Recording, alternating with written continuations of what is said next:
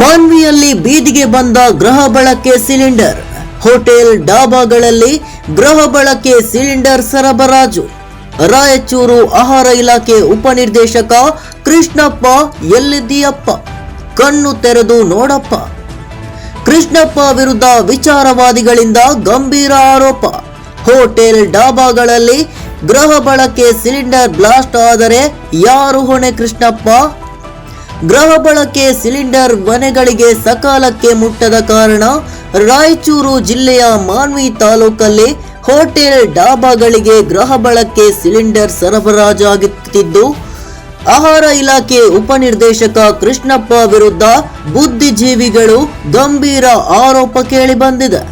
ಮಾನ್ವಿ ತಾಲೂಕಲ್ಲಿ ಕಾನೂನು ಅನ್ನೋದು ಇಲ್ಲವಾಗಿದ್ದರಿಂದ ಆಹಾರ ಇಲಾಖೆ ಉಪನಿರ್ದೇಶಕರ ಕೃಷ್ಣಪ್ಪರ ದುರಾಡಳಿತದಿಂದ ಡಾಬಾ, ಹೋಟೆಲ್ ಹಾಗೂ ಕಾರ್ಖಾನೆಗಳಿಗೆ ಗೃಹ ಬಳಕೆ ಸಿಲಿಂಡರ್ ಸರಬರಾಜಾಗುವುದು ಒಂದು ಕಡೆಯಾದರೆ, ಬ್ಲಾಸ್ಟ್ ಆದರೆ ಇದಕ್ಕೆ ಯಾರು ಹೊಣೆ ಎಂದು ಜನರ ಪ್ರಶ್ನೆಯಾಗಿದೆ.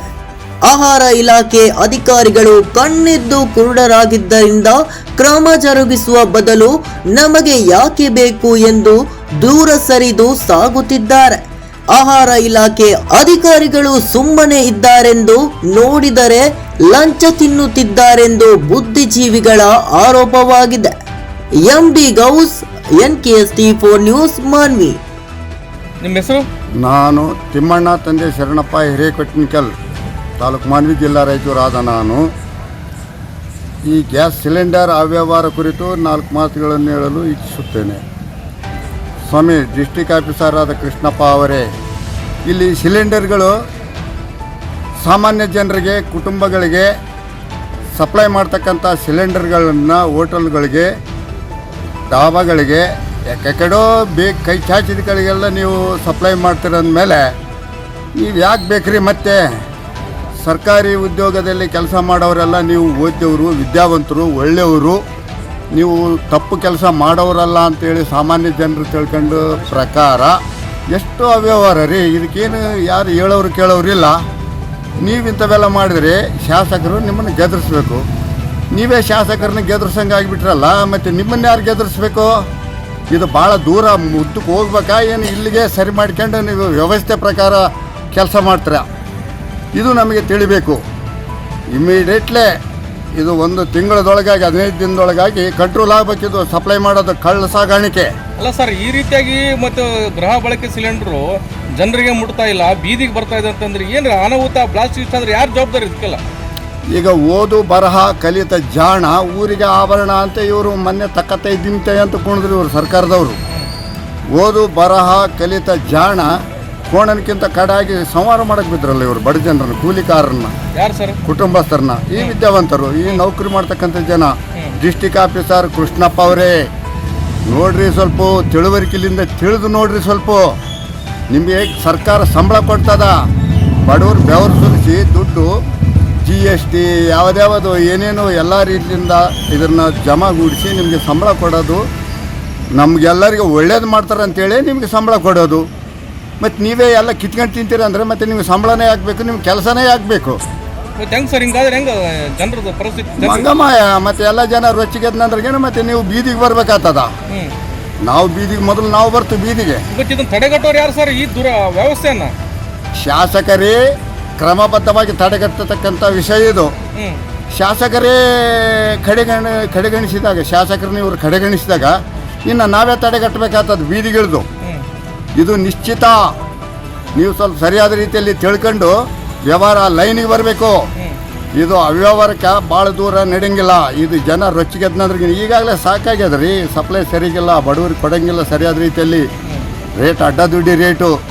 ಸರ್ಕಾರ ಒಂದು ನಮ್ಮನ್ನು ಫಿಕ್ಸ್ ಮಾಡಿದರೆ ಇಲ್ಲಿ ಮಾರಾಟಗಾರ ಒಂದು ನಮ್ಮನಿ, ಯಾರು ಬೇಕವ್ರು ಮಾರ್ತಾರೆ ಔಟ್ರನ್ನ. ಹೆಂಗೆ ಹಿಂಗಾದ್ರೆ ಹೆಂಗ? ಇದು ಶಿಸ್ತು ಮಂಗಮಾಯ ಆದರೆ ಮತ್ತೆ ನೀವೇ ಆಗಬೇಕು. ಈಗ ಅಧಿಕಾರಿಗಳು ಮಾಮೂಲಿ ತಿನ್ನಕತ್ತಾರ ಸರ್? ಮಾಮೂಲಿ ಮತ್ತೆ ಪಬ್ಲಿಕ್ ಏನು ಹೇಳ್ತದಲ್ರಿ? ಮಾಮೂಲಿ ಇಲ್ಲದೆ ಯಾವುದು ಕೆಲಸನೇ ಇಲ್ಲ. ಮಾಮೂಲಿ ಇಲ್ಲದೆ ಕೆಲಸನೇ ಇಲ್ಲ. ಪಬ್ಲಿಕ್ಕಾಗಿ ಕೇಳ್ತಾರೆ, ಅವ್ರು ಇಷ್ಟ ಆಗ್ತದ ಅಷ್ಟ ಆಗ್ತದ ಅಂತೇಳಿ. ಮತ್ತು ಇವು ಆಧಾರ್ ಕಾರ್ಡ್ ಅಂತೂ ಇವರು ಆನ್ಲೈನ್ನಾಗ ಅರ್ಜಿ ಹಾಕಿದರೆ ಯಾವಾಗ ಕೊಡ್ತಾರೋ ಅದಕ್ಕೆ ಎಷ್ಟು ದಿನ ಕನಿಷ್ಠ ಒಂದು ಕರೆಕ್ಟಾದ ಮಾಹಿತಿ ಕೊಡಂಗಿಲ್ಲ. ಮತ್ತೆ ಹಿಂಗಾದ್ರೆ ಜನರಿಗೆ ಮುಟ್ಟೋದು ಯಾವಾಗ ಸಿಲಿಂಡರ್ಗಳು? ಅವ್ರು ಹೇಳ್ತಕ್ಕಂಥ ಮಾತುಗಳು ಕ್ರಮಬದ್ಧವಾಗಿ ಅರ್ಥನೇ ಆಗಂಗಿಲ್ಲ. ಆ ರೀತಿ ಹೇಳ್ತಾರೆ ಅಂದಮೇಲೆ ಆಫೀಸರು ಇದು ಎಷ್ಟೋ ಅವ್ಯವಹಾರ ಇದು ಕಾನೂನಿನಲ್ಲಿ. ಕಾನೂನು ಮತ್ತೆ ಹಾಕ್ಬೇಕು. ಕಾನೂನು ಸರಿಗಿದ್ರೆ ಯಾವ ಸಂಘದವನು ಹೋರಾಟ ಮಾಡೋಂಗಿಲ್ಲ, ಪ್ರತಿಭಟನೆ ಮಾಡೋಂಗಿಲ್ಲ. ಇದಕ್ಕೆಲ್ಲ ಕಾರಣ ನೀವೇ. ನಿಮ್ಮ ಕಳ್ಳತನದಿಂದ, ನಿಮ್ಮ ಅವ್ಯವಹಾರದಿಂದ ನಾವು ಕಷ್ಟ ಬೀಳಬೇಕು, ಬೀದಿಗಿಳಬೇಕು, ಲಾಠಿ ಚಾರ್ಜ್ ಆಗಬೇಕು. ಇವೆಲ್ಲ ಬೇಕಾ? ಇವೇನಾ ರಾಜಕೀಯ ಆಡಳಿತ? ಈ ಆಡಳಿತ ಅವ್ರು ರಾಜಕೀಯ ಆರಣಿಗಳು ಒಂದು ನಮ್ಮಲ್ಲಿದ್ದರೆ ನೀವು ಅವ್ರನ್ನ ಮೀರಿದವರಾದ್ರಲ್ಲ. ಇಳಬೇಕೇನು ಬೀದಿಗೆ ಜನ ಬೀದಿಗಿಳಿದ್ರೆ ಮತ್ತೆ ಬೇಸ ನೆನಪು ಮಾಡ್ಕೇರಿ. ನೀವು ಮಾಡ್ತಕ್ಕಂಥ ಕೆಲಸ ಸೀದಾ ಮಾಡಿರಿ. ಬೀದಿಗಿಳಿದ ಮೇಲೆ ನಿಮ್ಮನ್ನು ಬೀದಿಗೆ ಎಳ್ಕೊಂಡು ಬಂದ ಮೇಲೆ ಇನ್ನು ಮರ್ಯಾದೆ ಅಲ್ಲ, ಅದು ಗೌರವ ಅಲ್ಲ ನಿಮಗೆ ಅಂಥೇಳಿ ನಾನು 2 ಮಾತು ನಿಮಗೆ ಮಾಹಿತಿ ತಿಳಿಸಿಕೊಟ್ಟೋದಕ್ಕೆ ನಾನು ಎಲ್ಲ. ನಿಮ್ಮ ಹೆಸರು? ಬಸವಲಿಂಗಪ್ಪ, ರಾಜ್ಯ ಸಂಚಾಲಕರು, ಅಖಿಲ ಭಾರತ ಕಿಸಾನ್ ಸಂಘಟನೆ AKS. ಇವತ್ತು ಪ್ರಮುಖವಾಗಿ ಮಾತಾಡಬೇಕಾದದ್ದು ಏನಂತಂದರೆ, ಮಾನ್ವಿ ತಾಲೂಕಿನಲ್ಲಿ ಗೃಹ ಬಳಕೆಗೆ ಸಂಬಂಧಪಟ್ಟಂಗ ಗೃಹ ಬಳಕೆದಾರರು ಯಾರಿದ್ದಾರೆ, ಸಾಮಾನ್ಯ ಜನ ಏನಿದ್ದಾರೆ, ಮಧ್ಯಮ ವರ್ಗದವರು ಏನಿದ್ದಾರೆ, ಬಹುತೇಕವಾಗಿ ಇವತ್ತು ಅಡುಗೆಗೆ ಬಳಸುವಂಥ ಸಿಲಿಂಡರ್ ಏನಿದೆ ಅಲ್ವಾ, ಮಾನ್ವಿ ತಾಲೂಕಿನಲ್ಲಿ ಸಕಾಲಕ್ಕೆ ಅದು ತಲುಪ್ತಾ ಇಲ್ಲ. ಯಾಕೆ ತಲುಪ್ತಾ ಇಲ್ಲ ಅಂತಂದರೆ, ಈಗ ಸರ್ಕಾರ, ಕೇಂದ್ರ ಸರ್ಕಾರ ಮತ್ತು ರಾಜ್ಯ ಸರ್ಕಾರದ ಸ್ವಾಮ್ಯದ ಅಡಿಯಲ್ಲಿ ಒಂದು ನಿಗದಿತವಾದಂಥ ಒಂದು ರೇಟನ್ನು ಫಿಕ್ಸ್ ಮಾಡಿರ್ತಾರೆ.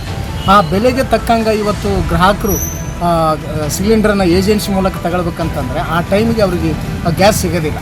ಕಾರಣ ಏನಂತಂದರೆ, ಈಗ ಸಂಬಂಧಪಟ್ಟಂಥ ಆಹಾರ ಇಲಾಖೆ ಮತ್ತು ಸಂಬಂಧಪಟ್ಟಂಥ ಕೃಷ್ಣಪ್ಪನಂಥ ಅಧಿಕಾರಿಗಳು ಇದನ್ನು ಗಂಭೀರವಾಗಿ ಪರಿಗಣಿಸದೆ ಹೋಗಿರೋದ್ರಿಂದ ಇದು ಭ್ರಷ್ಟಾಚಾರಕ್ಕೆ ಒಂದು ದೊಡ್ಡ ಹೆದ್ದಾರಿನಾಗಿ ಮಾಡಿರೋದನ್ನು ನಾವಿಲ್ಲಿ ಭಾಳ ಸ್ಪಷ್ಟವಾಗಿ ಗಮನಿಸಬೇಕಾಗಿದೆ. ಇದು ಎಲ್ಲರೂ ಸಾರ್ವಜನಿಕರು ಕೂಡ ಈ ಸಂಬಂಧಪಟ್ಟಂಗೆ ಯಾಕೆ ಮುಟ್ತಾ ಇಲ್ಲ ಅಂತಂದರೆ, ಮಾನ್ವಿ ತಾಲೂಕಿನಲ್ಲಿ ಯಾರು ಗೃಹ ಬಳಕೆದಾರ ಇದ್ದಾರೆ ಅವ್ರಿಗೆ ಮುಟ್ಟಲಾರ್ದೇ, ಅವ್ರು ಸಕಾಲಕ್ಕೆ ತಲುಪಿಸಲಾರ್ದೇ ಡಾಬಾಗಳಿಗೆ ದೊಡ್ಡ ಬಿಸ್ನೆಸ್ ಮಾಡುವಂಥ ಅಂಗಡಿಗಳಿಗೆ, ಡಾಬಾಗಳಿಗೆ ಇವತ್ತೆಲ್ಲ ರಾತ್ರೋರಾತ್ರಿ ಇವತ್ತು ಮಾರಾಟ ಆಗ್ತಾ ಇರೋದು ನಾವು ನೋಡಿ. ಹೆಚ್ಚಿನ ಬೆಲೆಗೆ ಇವತ್ತು ಮಾರಾಟ ಮಾಡ್ತಾ ಇದ್ದೀವಿ.